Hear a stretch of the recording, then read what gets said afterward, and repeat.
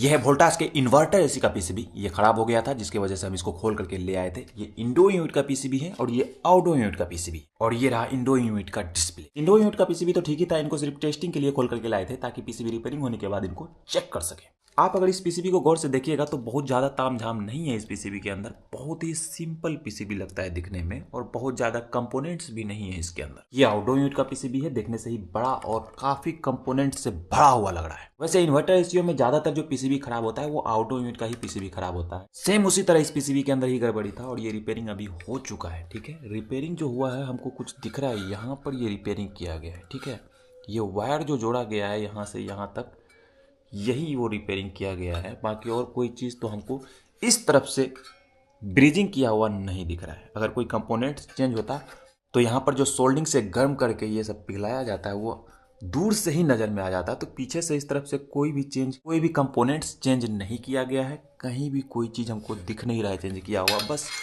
एक रिपेयरिंग किया हुआ यहाँ हमको दिख रहा है, जो कि एक वायर को यहाँ से यहाँ तक जोड़ दिया गया है। अब बात आता है कि आखिर हमको कैसे पता चला कि ये पीसीबी खराब है, आखिर उस एसी के अंदर क्या प्रॉब्लम हो रहा था। तो वोल्टास के एसी में इवन के एरर के बारे में पहले भी हम वीडियो बना करके अपलोड किए हैं। तो कुछ आदमी कमेंट्स लिखे इवन का एरर सेंसर का है, इवन का एरर मोटर का है। बट वोल्टास एसी के कुछ ऐसे भी मॉडल है जिसमें इवन एरर का मतलब है इंडोर टू आउटडोर की कम्युनिकेशन फॉल्टी। एसी के डिस्प्ले पर जैसे ही हम इवन का एरर देखे तो हम सबसे पहले वायर को ही चेक किए। इंडोर यूनिट के कनेक्टर के पास हम वायर को चेक किए, वहां पर कोई लूज कोई स्पार्क नहीं। आउटडोर यूनिट के भी कनेक्टर पर हम वायर को चेक किए, वहां भी कोई लूज कोई स्पार्क नहीं। पूरे वायर तक को हम चेक किए, कहीं पर कोई कटा फटा नहीं। अंत में हम 100% श्योर हो गए कि इनके आउटडोर यूनिट के पीसीबी में ही प्रॉब्लम हुआ है, जिसकी वजह से ये इवन का एरर शो कर रहा है। जब हम कंफर्म हो गए कि आउटडोर यूनिट का पीसीबी ही खराब है तो हम कस्टमर को बोले दो ऑप्शन है आपके पास, या तो आप नया पीसीबी लगवा सकते हैं कंपनी के थ्रू, या नहीं तो इस पीसीबी को ही रिपेयरिंग करवा सकते हैं। ऑप्शन तो हम दे दिए भैया, लेकिन अगर कस्टमर ये नया पीसीबी लगवाता तो उसको कम से कम 8 से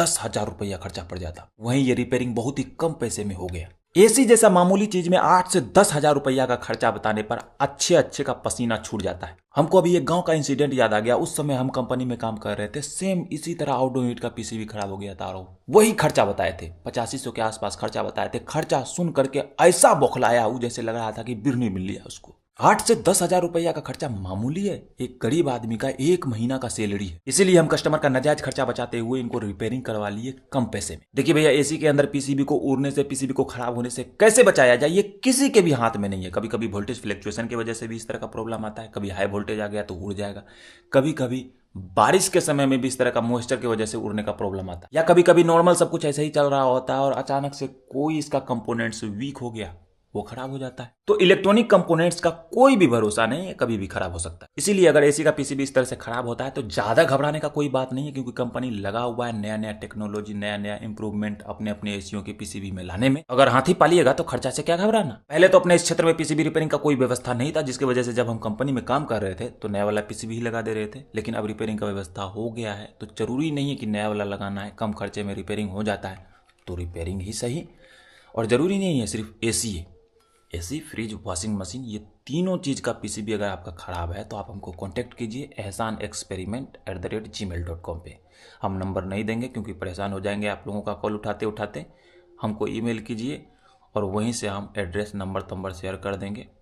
कांटेक्ट कीजिए हमको, या तो हमको भेज दीजिए या हमको बुला लीजिए, हम आपका पीसीबी रिपेयरिंग करवा देंगे। 70% चांस है पीसीबी आपका रिपेयरिंग हो जाता है, 30% में नहीं भी हो पाता है। नहीं हो पाता है इसलिए क्योंकि इनका जो मेन चीज़ होता है जैसे आईपीएम वगैरह, वो इधर मिलता नहीं है जल्दी। अगर मिलता भी है तो उतना एक्सपर्ट रिपेयरिंग वाला नहीं है जो आईपीएम को चेंज कर दे। तो खराब पीसीबी का लगभग 70 से 75% चांस रहता है कि वो रिपेयरिंग हो जाता है, 25 से या 30% चांस में नहीं हो पाता है। तो भैया जब रिपेयरिंग होकर के पीसीबी नया जैसा काम करेगा तो क्या जरूरत है नया पीसीबी लेने का।